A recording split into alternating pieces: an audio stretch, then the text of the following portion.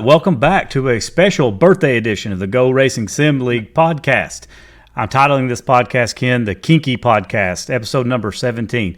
But why is this the birthday edition? Well, it's because my good friend and co-host, Ken, here. You have a special birthday today, right, Ken?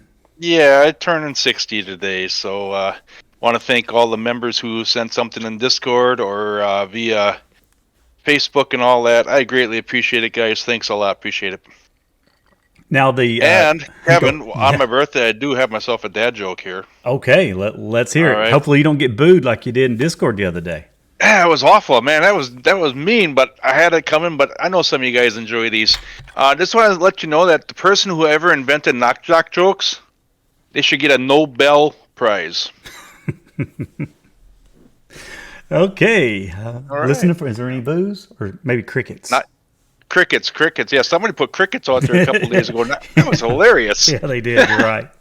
Now, the reason I titled this the Kinky podcast, Ken, is because we had an issue this week at our course, the road course we were racing. The kink caused a lot of problems for people. So I figured we'd title this one the Kinky podcast. I think we're trying the hardest, easiest corner ever. Yep, you reminded me that I said that. And that is true. It's the hardest, easiest. But, man, it was really hard this week. But we'll address that here in just a little bit. Okay, before we get started, if you're interested in racing with us, check us out at GoRacingSim.com. You can sign up there. You can see our schedule. You can see our results. All kinds of great information listed there. Also, check out our sponsors. We got Blackner Designs. He sponsors our pole award. And then we have a coffeeandglittermom.com who does our Safe Driver Award. So thanks to our sponsors. And again, check us out at GoRacingSim.com if you're interested in joining. All right. So, Ken, today I want to start off reviewing a poll that I put out there for the league. And let me kind of give a little background as to the reason for the poll. I was contacted by a member of our league, and he was issuing I wouldn't say it was a complaint, but a lack of enjoying the fact that we have this 50% fuel tank, which is causing fuel strategy. The thought process, the complaint was, hey, I just like to go fast. These are short 1 hour races. They're not really super endurance races. And I don't think we should be doing, checking our fuel mileage and making it a fuel strategy race. And so he basically said he's not super happy with that. And, if we're going to stay that way, he may not continue racing with us. And, we don't want anybody to leave. And I mean, it's obviously that person's prerogative. I'm not going to call anybody about name. But when he told me that, I said, well, I would definitely take it to the other admins and see what their thought was on this. One of the things I mentioned right off the bat is that I'm not a fan of making changes mid-season. But I would check with the other admins, and if they agreed, then I'm fine with it because I'm actually okay either way. I really don't care about the fuel strategy or not. To me, it's not going to help me out either way. So I don't really care, Ken. But then it made me start thinking, well, if he feels this strong about it, do other people also feel this strong about it? So that's why I thought instead of just talking to the admins, I want to see what people in the league have to say. So I figured if I'm going to poll them, I might as well go ahead and ask them a couple other questions at the same time. So that's the background behind the poll, Ken. Any questions about that? No. I thought the questions you had out there were some of the concerns possibly that were out there. We knew that the fuel thing was not a controversial thing, but something we wanted to at least try. I myself enjoyed it. I'm more of a strategist than I'm a racer when it comes to road racing. So I kind of like the fuel myself, but it's all about what the members want, and that's the way it should be. Yeah, and again, the reason why I'm not married to this was because this wasn't the intent, by the way. The intent was to set it up so when we had our endurance races, fuel strategy might come to play, right? The races we have, what are they, extra 15 minutes or something like that? So 20 minutes, they're 80-minute races, yeah. And so we wanted it to kind of come in there because we thought it would before last year, and it didn't, right? It never really did. So that was actually the reason we did it. But then we learned during practice for the league was, this is actually going to possibly come into play every race. And that's kind of what's happened. So, anyways, I'm kind of ending the poll right now. People can still obviously fill it out, but I would like to say we had 26 responses, which is amazing. Yeah, mainly when we have just over 30 people who actually have turned the lap in GoRacing Sim. Yeah, and now I don't. One thing I didn't. I could have required everybody to log in like with an email address, but I didn't want to do that. So we could have some people that are double dipping. Hopefully that's not the case. But we had 26 responses, and in terms of our first question about the fuel strategy, should we keep it? Should we go back to the way it was? Early throughout this, the keep it was way leading, but as we got near the end tonight. The go back to the old did gain some ground, but basically you're looking at a 70-30 split. So 70% of the people, for the most part, are saying, hey, I like this strategy. Let's keep it this way. 8 people have said, I'd rather we go back to the old. So still the majority, which is where I'm going to lean with here, say let's keep it this way. So at least for this season, I think changing it's out of the question. Now, we might talk about it during the off season, the couple of weeks we'll take off before the start of next season, and look at it then. We could do some simple things like maybe instead of 50%, Ken, we could go up to 55%. Yeah. Something like that, which might make it less of a consistent thing. Maybe some tracks that still could come into play, but more likely it would only be a few. So we can definitely look at that. But based on the poll results for this question, I don't think there's a reason to touch it. We may lose a driver or two because of it. I don't want to lose them, but it looks like the majority would prefer we keep it. Mm-hmm. The second question was, should we reduce the bonus points for the clean race? This was also a topic we had during the conversation. And the concern was it's actually trying to talk people into racing slower and not being super fast because they want to keep to get a clean race to get the 10 bonus points. When we look at it, on average, you usually only have 1 or 2 people that get it per race. It's not a very common thing. But anyways, this one was more split. Now, in the question asked it kind of a couple different ways. It said, should we remove it or should we reduce it, right? And definitely the answer was not to remove it. Only one person voted to remove it out of the whole group. But it's basically 50% of the people said no change. 46% of the people said keep it but reduce it, and then we had that one person who said just completely remove it. So this one's a mixed bag. So what Ken and I will do here, obviously we're not changing it middle of the season, but we'll look at, once we get to the end of the season, we'll go through and we'll kind of look at the results and see what impact these points played in the results. And right. And go ahead, Ken, sorry. No, it's exactly what we should be doing is, see what it does. Does it affect the point standings where a guy gains 2-3 positions because of it? I don't see it happening that way. As of right now, we're 4 races in. It's possible that it might by the end of the season. I'm not sure, but I don't think. I kind of like it. Kind of makes you want to race a little cleaner. Yeah, we got the 16-point dropout during a race and all that, but no one's even gotten close to that this year, which is great. So yeah, and 2 people that consistently get it are also 2 of the faster people in the league. So Mike Wright and Christian Correa, they seem to get it often, and they're definitely not driving slow. No, they're front of the field, so they got great speed with great car control, and got to hand it to those boys for being able to do that. Yep. Okay, so we'll definitely look at it at the end of the season, see what kind of impact it had, and we'll go from there. The concern was, hey, it's 10 points, and that's basically the difference in one position. So yep. It's a legit concern, so we'll look into it again at the end and make a decision whether we should change it, reduce it, like we did reduce some of them going into this season. The third poll question was, what are people's thought about us having 2 different divisions within the same race, a pro and an amateur? And like I said, we haven't decided what the criteria is going to be yet, how we would divide that. But now that we have a pretty strong car count, it's something we could look at doing. This one was very, very obvious that 85% of the people said, yes, they want to do this. 4 people said, no, they don't want to do it. But majority said they want to do it, and there was even some extra comments there. So that definitely looks like something that we'll definitely have to look at and discuss.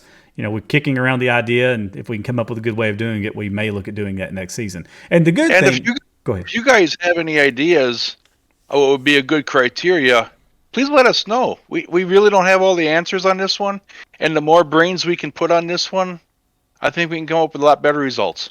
Yeah. And I will add, the good thing about having these 12 race seasons, especially as we're really, getting our foundation, is we can try something for a season. And if we don't like it, we can always go back, right? It's not going to impact the full year of racing necessarily. Right.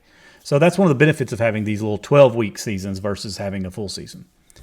Now, we also had some areas where I'll let you give some actual feedback. And there were several feedbacks. One of them I was asking about what racetracks would you be interested in?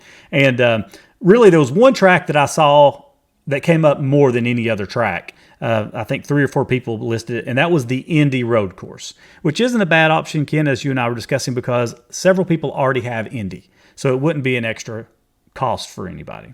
Yeah, if you race an Indy car, you have Indy. If you race the NASCAR schedule, you have Indy, So if you come from the oval track side of it, Indy's there already.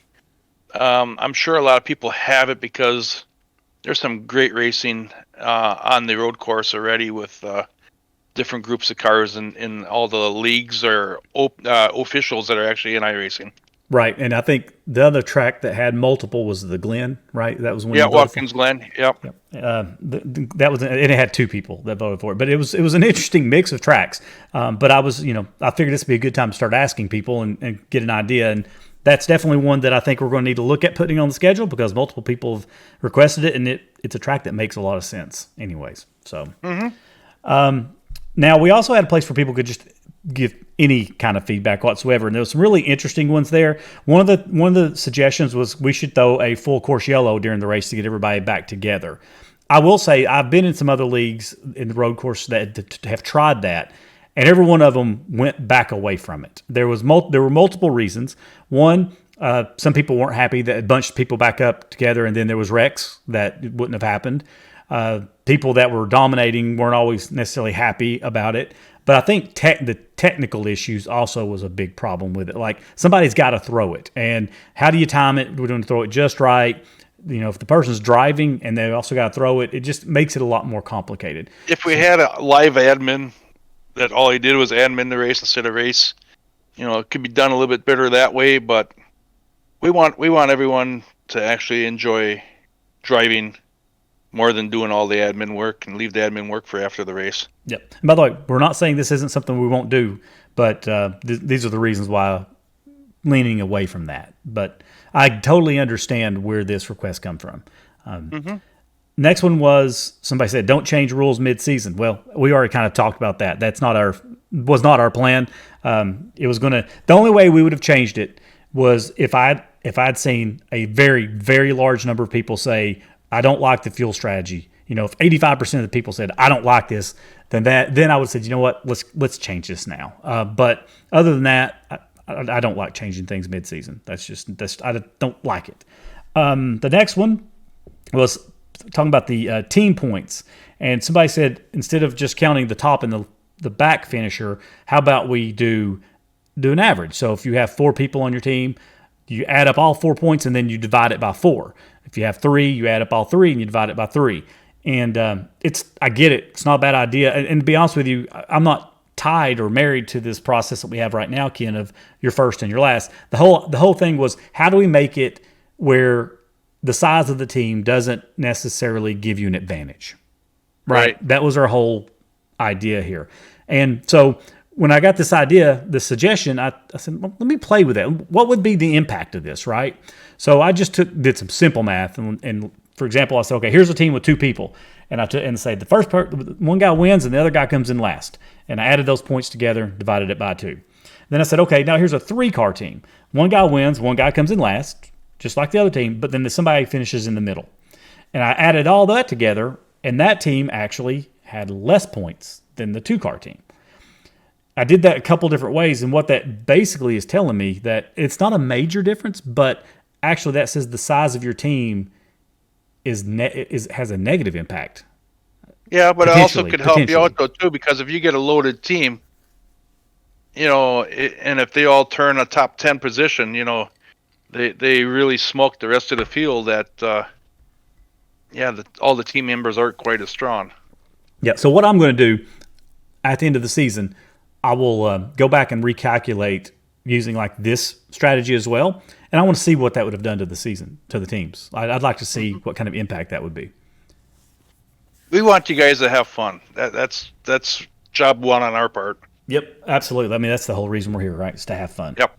The next one was somebody said, "Hey, I would like for you to let the league vote on what tracks we race." I have no problem at all with that. There's a few things that Ken and I do when we're building out the schedule that we have to protect. First of all, we are doing a double season, right? So we are racing a season, but we're also racing the real IMSA season mixed into it. So there's two different seasons going on. So we always have to include the IMSA races when the IMSA races are really happening. So that's automatically going to be added.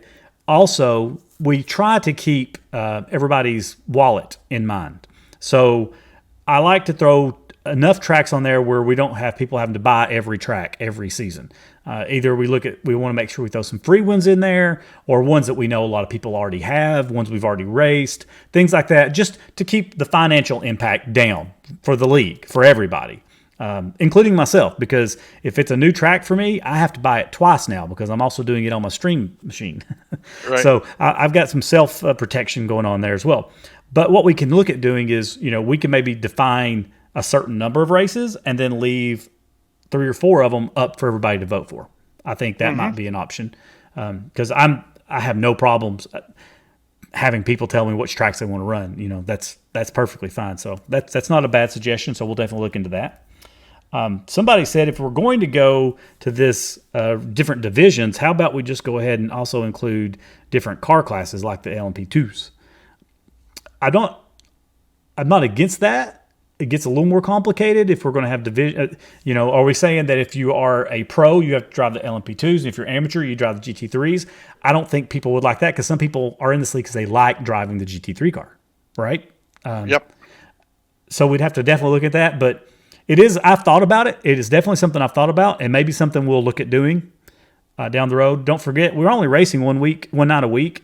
We also have the ability to maybe throw another kind of series in at some point if we want and have some other kind of cars. So definitely keep that one in mind. Ken, one person, from what I could tell, was saying we should have a drop week. That one confused me a little bit because don't we already have 2? Yeah, we have 2. Exactly. So I'm guessing that person's not listening to this podcast because they'd probably be aware because I'm sure we've talked about it. And then the final suggestion, by the way, these aren't all the suggestions. These are just some I figured I'd talk about. Was actually it wasn't a suggestion. Never mind. We had multiple people in the suggestions area come back and say, I really like the multiple fuel stop strategy. So some people doubled down on that one and mentioned that there. So I thought it was a really good poll. I'll probably do these again down the road. I think it's a good way to get everybody's feedback, and Ken, you and I can take this and decide what we're going to do going forward. Exactly.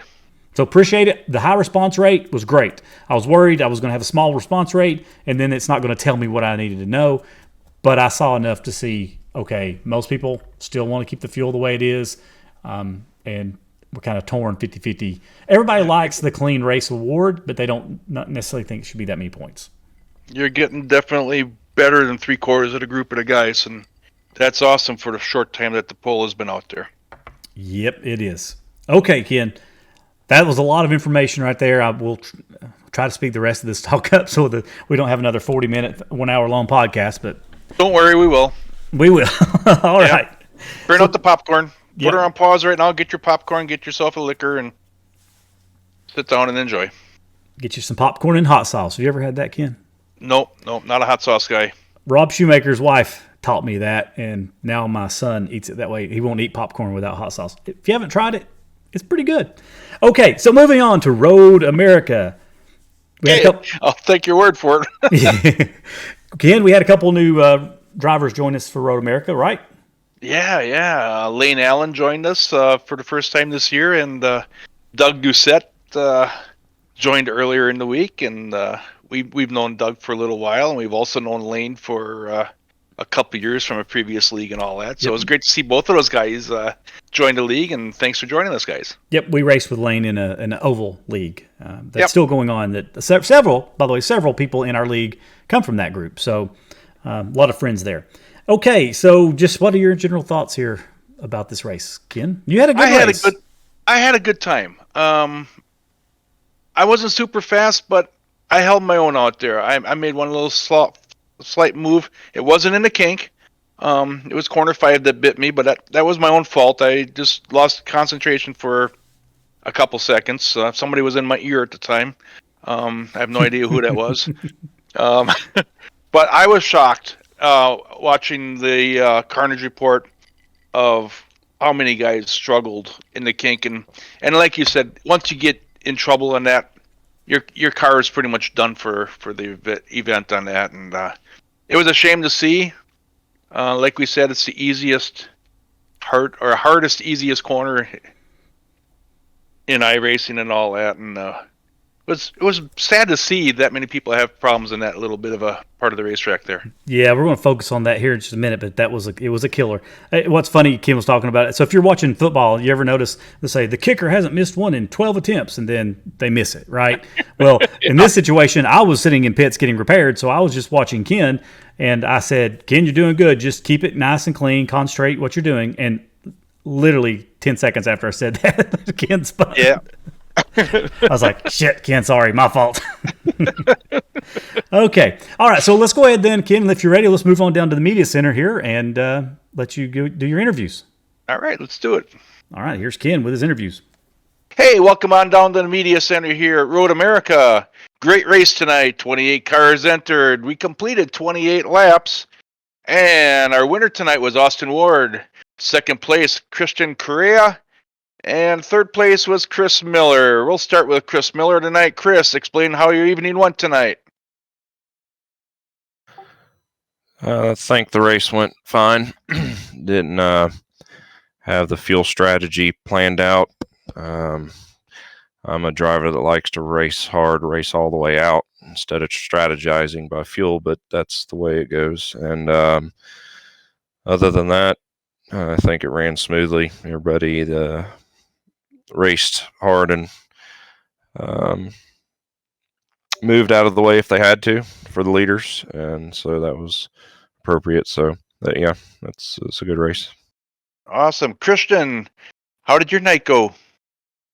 Yeah, it was very fun. The track was amazing, and yeah, the race today is for Austin.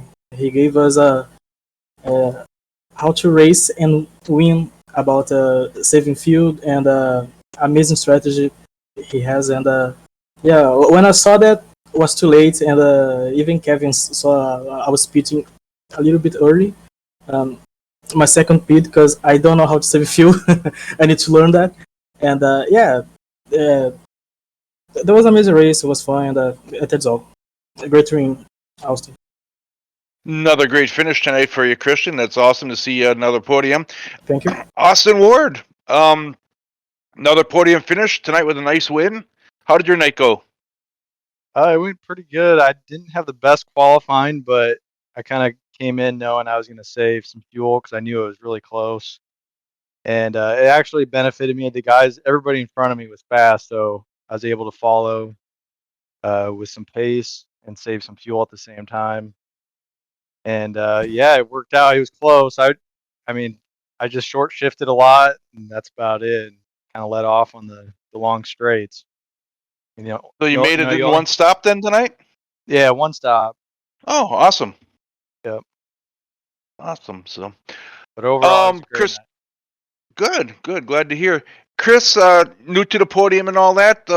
Haven't had a chance to talk with you. How did you find out about GoRacing Sim League? Searching through the hosted sessions, y'all had a practice night to recruit new drivers, and Chris Payne and I were searching for a league that we could get into. Instead of running the official series through iRacing, get to know a group of guys and know how they race, so you can race fairly clean and know what you're doing with the other drivers. So that was the gist of it. Having a good time in this league? Yeah, I am. Just find it difficult to run a race where you have to save fuel versus running a race to win because you run hard. So that's where I find the difficulty in racing. my Other job as a than driver is to run as hard as I can and win a race by pushing myself. sure. Are you members of a team, and who are your team members? I don't have any team. You're not affiliated with any teams. Okay, real good. Christian, how did your teammates do tonight? Uh, I think it was Eric. Eric raced tonight. He finished P13. And, Yep. yeah, it was a great run to 13. And let's see about the final team championship if we can win. So yeah. Okay, Austin, and how did your team do tonight? Daryl and Brooks did really well. They, I think they got 5th and 6th maybe, which is Yep. I know it's pretty good for those guys. And then Brian, he tried to do a similar. He didn't plan on doing that strategy that I did, but I think Christian pulled away and he's like, screw it. But he ended up messing that up for another week in a row, so he didn't do too well. I think he was lap Okay. down maybe. Yeah. Yeah, he finished a lap down. Yeah, it looks like he finished down in 12th position tonight. So, Yeah. All I think right, he was guys. close on fuel, and he just Here's messed a corner up and wasn't able to Oh. make here. it. Here is your odd question of the week. Oh no. Oh no, yeah, that's right. What is your favorite condiment? Are you We'll asking start me? with Chris Miller. Oh. What do you like? Ketchup, pickles? What's your favorite condiment? Garlic salt. Garlic, salt. That's different. It is. Kristen Correa. Oh, I don't know. Onions. Onions. And Austin Ward. I'd say honey mustard. Honey mustard. Oh. Well, big differences between all three of you guys. So all must be fast because you guys all finished on the podium tonight here at Road America. Tonight's podium: 3rd place, Chris Miller. 2nd place, Christian Correa. 1st and winner tonight, Austin Ward. Thanks, guys. Thanks for joining us. Back to you, Kevin. And we're back. You keep tripping people up with the crazy questions, Ken. Oh, I know, and I got some dandies coming up the next couple of weeks. So So this is if the you don't new want to thing, answer huh? if you don't want to answer these questions, don't finish on the podium. And by the way, this is a good reminder for everybody. If you Ken's cracking himself up. If you haven't already joined Discord, please go ahead and do so because that's where Ken does the interviews. So make Yep. sure you do. Make sure you jump in there so we don't have any issues. We want to make sure everybody, when you get there, you get your opportunity. That's right. Okay, so time to break down this race. Let me pull up the results here. So first of all we have the Blackner Designs Pole Award. Ken, do you know who won that this time? That was Christian, I believe, did that again or this week. That is true. Christian was on the pole. As a matter of fact, he led 15 laps as well. He was the fastest car. So he gets the award for the Blackner Design Pole Award. So he gets $2, as well as he's leading the pack, I guess, for the extra 10 at the end of the season so far, right? Yeah. Yep. And then we also have the safe, actually, we have the coffeeandglittermom.com Safe Driver Award. For this race, we did have a couple people that finished safely. That will help them. Mike Wright as well as Chris Payne both got the bonus points for that. So we'll look at here in a minute. I'll pull up and we'll look at the totals where people are leading or where they stand so far. But overall in the race results, we had the top 5 were Austin Ward, Christian Correa, Chris Miller, Mike Wright, and Daryl Flanagan. Coming up right behind him is Brooks Potts. So that's two people right there together, actually 3 in one team in the top 6. So Yeah. That's good stuff. yeah, they did well. They did well this week. Okay, what else we want to talk about? So Christian got the pole. In terms of most positions gained, the hard charger was Josh Elias. Sorry, Josh. Elias, yep. Sorry, Josh. So he gained 13 positions. That's a lot. I helped him there by wrecking. So did several other cars. But good job there, Josh. Had a good battle with him during the middle of the race, and he commented that he always seems to be on my tail most of the race and all that, which has been pretty true all year long. And he's a good, clean driver. I feel real comfortable when he's near me. I know he's going to give me room, and I enjoy having him in the league. Yeah, and going back to the conversation we're having about the fuel strategy, actually Austin, who won, he was able to make it on one stop. So that had a big impact on him being able to win, because I know Christian had a pretty good lead at one point. You still there, Ken? No. Yeah, I'm here yet. It does make a difference. I know a couple of us could do it. I did it in one. I had to conserve fuel on the second one. I cut myself a lap short on the first run. I thought I'd be okay. I was surprised when my spotter or my crew chief says you will need more fuel, and I thought, whoa! I thought I was plenty good, but so I had to go into fuel conservation mode late in the race. And yeah, one of the things, since we've noticed that fuel is an issue, I try my best to take it as long as I can now, right? Like, yeah. Because you just never know. So I always take it as far as I can take it, because maybe, just maybe, you don't, like you did this situation, you didn't have to pit. I was actually kind of thankful that Austin lapped me with a couple to go, because there's no way if I would have stayed ahead of him, I would have never finished that race. I did run out on the cool down lap, so it was kind of nice that he did lap me. Okay, so now moving on then to the Safe Driver Award that we mentioned before, the Coffee and Glitter Mom. The season standings here again, this is for $40 iRacing credit at the end of the season. Chris Payne is now leading with .009. Again, we're looking at the IPL, the incidents per lap, which again, if you wreck, get back out there and keep driving, because that brings that number down. Mike Wright's at second at .012, and Christian Correa is at .032. That's your top three. And then Shane, Eric, and Daryl are rounding up the top five there on that. But interesting, when you look at this, Chris has only had one incident. That's amazing in 3 races. In 3 races. And then Mike, in 4 races, who's currently sitting, what position is he currently sitting in? Fourth? No. Second. He's second in points, yeah. Yeah, he's only had 2. So he's wicked fast and very incident-free. And then Christian, who's in 4th, and he's in 4th because he missed a race. Yep. He would be probably higher up. He's only had 4. So, interesting to kind of look at see how these correlate. It's definitely not them driving slow. No, it has not been. And then we also have the Ken's Lap Leader Award. Ken, so I'll let you talk about that one. Yeah, we got 2 guys that are at 173 laps for the season so far, and that's Austin Ward and Mike Wright. So, and we got a whole bunch of guys that are just a couple laps or a lap away from that. So there's a lot of guys in contention for this yet. Keep the laps coming, guys. I greatly appreciate it, and looking forward to getting that $50 Amazon card to the person who has the most laps at the end of the year. Yeah, that's end of the season. That's definitely one that not finishing on the lead lap every race will hurt. Yeah. Unfortunately. Oh yeah, that one hurt me by a lap, but I think it would have cost me more positions if it would have ran out of fuel on the track. Yeah, true. Okay, so there's that's the award. So let's look at the season standings so far. So in terms of the season standings, Austin Ward has jumped ahead of Mike and has now taken over the first position. Mike's in second. Bryant is in third.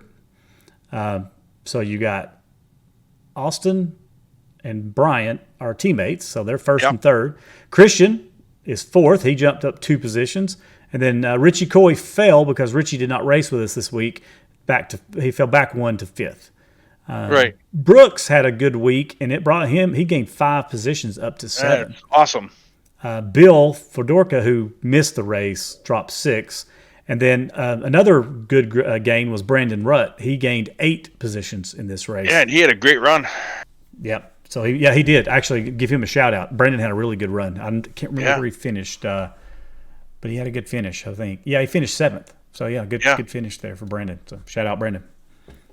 All right, Ken. Anything else you want to say about the results before we go into our bad luck or bad moments conversation? Let's go to the bad moments. I think everyone's doing a great job this year, and it's been a lot of fun with all you new guys and all that, and all the guys who returned from last season. Okay, so when we talk about bad moments, we can't get away from the Kinky Kink. There was definitely a difference. We raced this track last season as well, and after the new car model, the new tire model, all that came out was after we raced this track, and it's way different. The kink is way different. At least it was for me, and we didn't have the. I only can only think of 1 or 2 people that had that issue last time around. We had 9 cars that got damaged because of incidents in the kink this race. 9 or 10, maybe 10 actually, which is something. Starting on lap 1, right? Blackner, by the way, all up to the race, Blackner was talking about how he knew he wasn't going to make it through the kink. He didn't. He talked himself right into it, didn't he? Yeah, and, it was funny. Him and Michael Johnston on the first lap had synchronized wrecks right there in the kink. And I think actually, if you look, I believe maybe Rob also in that same lap hit the wall there too. But both of them pretty much ruined their races on the first lap. You hate to see that. And the kink was really bad on fresh tires. During practice, I figured after about 3 laps I could push the kink, but no, that wasn't the case. On lap 3, John say his name for me. Enriquez. Yeah. Enriquez. Yes. Thank you. He lost it in the kink as well. And unfortunately, Kurt Davidson, who's recently started racing with us, kind of was a victim because when John hit, he started sliding back down, maybe didn't hold his brakes in, and Kurt had made a last-second effort to avoid him. He didn't hit him, but then Kurt helicoptered after that, so pretty much destroyed his. Yeah, he was pretty much done. A lot of damage hitting the wall. Unlucky. Yep, unlucky. And then lap 5, that one was me, and it was kind of like lap 1 where Blackner and Michael Johnston wrecked together. In this case, I was directly behind Brian Bliss, and I saw Bliss losing it, but what I didn't realize was I am following him. We both lost it together, and he apologized right afterwards. I mean, by the way, if that was real, we were both dead after that wreck. I got to see underneath his car. That was not what I wanted to see. But the thing with that was, unfortunately, Michael Fredrickson fell victim because he come around after we hit, and he had to avoid us. And it's kind of my fault, too.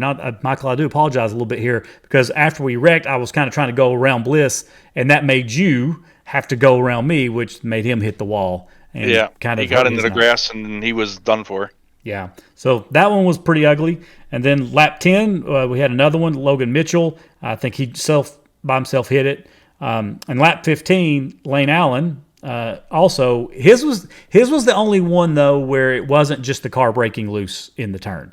That was the thing with the kink is, and I think it had to do with how tight the way you took the turn. Like I don't know, there's a dip in it, and I remember Blackner was talking about this dip, and maybe that was what was causing the problem. But Lane didn't have that issue. He actually got his lefts into the grass, I believe, Ken, didn't he?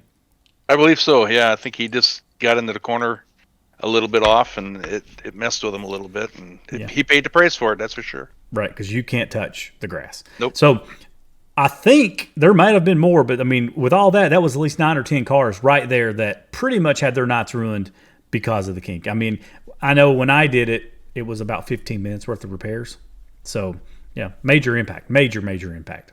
Which I'm surprised yours wasn't more because you and Brian made really good contact against each other and both nailed the guardrail pretty good. Well, it hurt him less than me. He was out way after the wreck. He got back out of the pits way earlier than I did. Yeah. So I would think his car would be worse than mine because he got sandwiched and flipped. But it's iRacing. What are you going to say? That's right. It doesn't matter. Regardless, it was going to ruin my day. Yep. So that was with the Kinky kink. We also did have some other situations. There's one on lap 1 where it was at the very first of all. I do want to say I do think, Ken. Last week we were a little frustrated with the way we some aggression. I don't think we saw that same aggression this race. Do you? Not at all. I seen none of it. Actually, I thought everyone did a great job. The first corner going into corner 1 is always a tough time at this track because it's such a long straightaway going into corner 1. I thought everyone did a great job of playing nice. Let's put it that way. Yeah, but we did still have some issues, and basically, what turns 2 and 3 with 2's not even really a turn, right? But we had a situation where Lane and David were side by side, and from looking at it, here's what it looked like to me. It looked like Lane was trying his best to stay as far off of David as he could. So he stayed to his left as much as he could. But unfortunately, with that little bend when it happened, he got his left sides in the grass, and that just shot him to the right. And he had the brakes on at the same time for some, trying to help himself out, and it just made the car just take a sharp right on him. Right. It was totally, honestly, trying to be safe is what caused that. He was trying to do the right thing, right? Yep.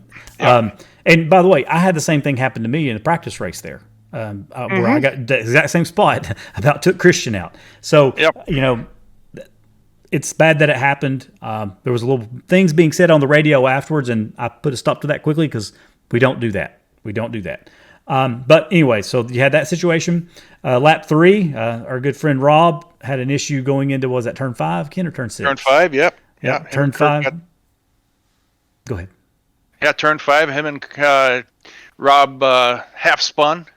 And Kurt was coming around, tried to miss him to the left and made contact with him. Straightened Rob back out, but both of them created a little bit of damage to their cars at the time.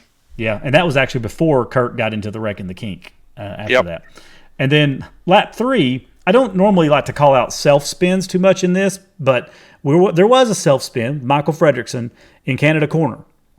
And the only reason I'm calling this out is because he was actually running right there with the top 5 until he did that. And unfortunately, that situation put him behind me and Bliss. And if he hadn't been behind Bliss and myself, he wouldn't have gotten his night ruined by us wrecking in front of him. Exactly. So unlucky right there and being in the wrong place at the wrong time. Yeah, and unfortunately, that is racing. But so I call that one here just for that reason. Then we on lap 4.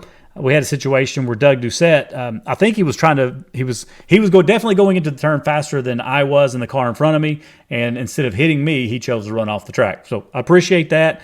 We did check up. I went back and looked at it. We might have checked up a little bit slower than we needed to there, a little bit. But anyways, it happened. But thanks for not running into me. Appreciate that one. Lap 7, we had a situation with Tyler where he was directly behind Rodrigo, and he had a real big run on Rodrigo. I think it was going down the straightaway, wasn't it? Yeah, it was going. Actually, it's corner 4 right there. It's a small little right-handed kink, a lot smaller than what the kink is in the backstretch there, but you really don't even notice it. But if you're not paying attention, the track does turn a little bit, and he got his tires in the grass there, and he got into the guardrail going down near 5. Yeah, he was literally right on his bumper, so he probably couldn't see that little bit of a bend right there, and that's all she wrote. And then another one that was a self-spin, but it was kind of, I was watching, it was like, is one of those no, no, no, yes, but it was actually yes, yes, yes, no. With Felix, like he was going in turn 1 and he spun it a little bit. You thought he was going to save it. He looked like he had it saved, and I guess the tires caught, and then he ran it straight into the wall. So yeah, that was a hard hit too. And then one that I didn't notice until this person told me about it, that also definitely deserves on here is Bryant, because when he was pitting, he was in 3rd place, and when he was going into the pits, it's right when he hit his brakes. I think it might have had something to do with the brake bias. I'm not sure, but his car shot straight to the right into the wall. Yeah, so I was shocked looking at the carnage report, and I seen that, and I was wondering what happened to Bryant, and I was kind of surprised. I thought maybe he locked him up or something, because he's trying to slow her down if he was coming in a little hot in pit lane or something. But I was actually surprised to see that happen. Sad to see that because he had a great race going at the time. Yeah, I mean the way it did that, it looked like it was a brake bias or something, but I don't know for sure. But it definitely shot straight to the right on him. So yeah, so that's kind of my bad luck moments. Ken, did you have anything else to add to that one? No, I'd say as a whole, I was real pleased, like you said, Kevin, before with the start of the race. People were very patient, I thought. At least the first couple corners through corner 5. They got a little racier towards the back half until we got to the kink, and then we had a couple cars, like you said, Blackner, and got into the wall with another person, but I thought everyone did a great job early on in the race, and greatly appreciate that. And there was some good racing during during that race. So let's go to the good stuff that happened during that race. Yeah, and it's really hard. I mean, especially on a track that big, for me to see everything, right? So I'm sure there was many other great moments, but one that there's a couple that stood out. One you were involved in, Ken, was it was a 4-way battle between you and Rodrigo and Tyler and Chris Payne, and it was a good battle. I captured it on the video. You started off in front of that group. Unfortunately, by the time that battle ended, you were at the back of it. Yeah, well, I knew those guys, all three of them were fast. They caught me from distance back, and I knew they were all faster than me. And once the first guy got position on me, I says, well, I'm just going to let them all go, and hopefully I'll get them back later on in the race if they make a small bobble or if I catch some speed somewhere along the line. And just happened to luck out where, I did happen to get those guys later on in the race because of their misfortunes. But no, it was actually fun battling with those three guys. I had a good time with that. And then another really good battle was on lap 27 between actually teammates. So Brooks Potts and Darrell Flanagan, they were fighting for 6th and 7th. I think they had both just finished their pit stops that they had to do. And they were going into turns 2 and 3. Going into 2, Brooks looked to the outside of Darrell, had a run on him, basically got by him, but then went wide in 3. Darrell stayed low, so he come back out ahead of him. Going down that long straightaway, Brooks got a good run on him again. Going into, is it turn 5, Ken, at the end of that? Yep. Going into turn 5, Brooks dove to the inside, which made him take a wide exit of the turn coming out. And what basically happened there was Darrell did the over-under move, right, where he kind of let him drift high, and then he went from high to low and got by him for the 6th position. So that was a really good battle. I love to watch these long battles where people kind of go back and forth. So it was fun. It was fun to see that play out. And it's cooler that they're teammates and they're racing each other like that. That's great to see. Right. We want, just because you're teammates, you still, like we said, Ken. I don't want to see you guys race hard yet. Yeah. Yeah. Like I said, you race me harder than anybody else, right? Even though we're teammates. Right. That's right. So those were my the good battles that I saw. Like I said, I'm sure there were a lot more, but it's kind of hard to see. It's easy to find the accidents because there's a way to skip to accidents, but there's no way to skip to good racing. So I have to actually see those. So anyway.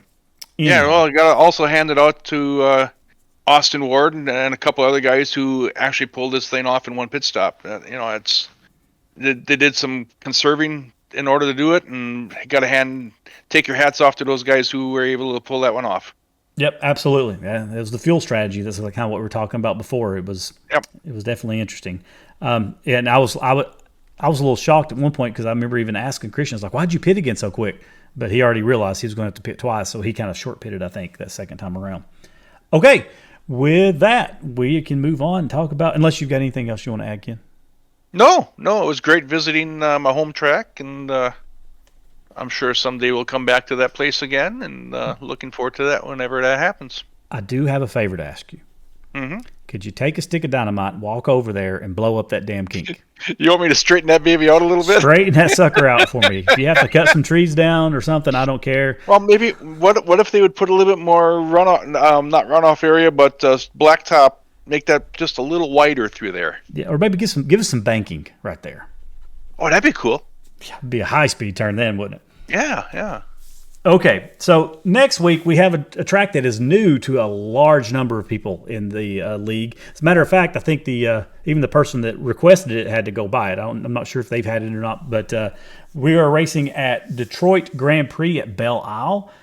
This is actually an island in Detroit, and at one point they were racing years ago. I think they were doing F1 racing in Detroit, and they then moved it over to the Belle Isle. They don't race there anymore, but I know actually at the Belle Isle track, from what I could see, it looks like in 1992, you really kind of started racing there with the kart series. So nowadays, IndyCar and IMSA race there regularly. So it is something I've seen it on TV, but I've never actually tried it before. I have now. Shane put up a little practice session the other day, and we got in there, and it's going to be interesting, Ken. So the best way I can describe it is when you picture Long Beach and the real tight areas on Long Beach where you basically have like the concrete barriers going down, that's basically the whole track. Okay. It's just there's it's going to be interesting. It's going to be difficult. It is definitely going to be difficult. Lots of really tight turns. It's 2.3 miles. There's 14 turns. By the way, this week Blackner didn't do a video, but Logan Mitchell did. He did a really good video for us. It's in our Discord. If you didn't see it, go check it out. It's kind of entertaining at the same time. I think he said this is not I'm not going to say it right, but he said this is not a way to beat Austin and Christian at the track. I think that's what he said, but it is because he agreed that they're aliens. But anyways, so go check that out. But if you look at it, Ken, if you look at the map from the limited 1 hour practice I had, the areas where I seemed to struggle the most, turn 6 was a little tricky. It looks like it's kind of it's a little bit faster than like 4, but you can hit the wall pretty easy there.